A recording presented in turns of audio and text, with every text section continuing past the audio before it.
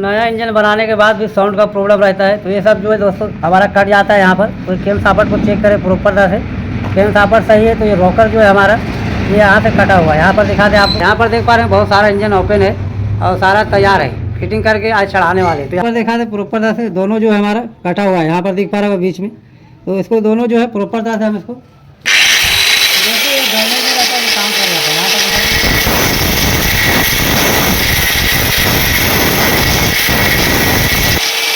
यहाँ पर दिख पा रहा है प्रॉपर तरह से आपको जो लाइटिंग था खत्म हो चुका है। यहाँ पर दूसरा वाला भी हम इसी तरह बनाएंगे।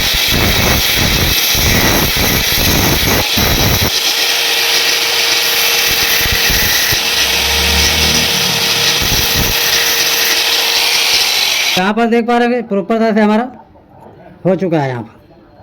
तो दोस्तों इस तरह से करके इसको लगाएंगे तो हमारा साउंड का इशू नहीं रहेगा। इसको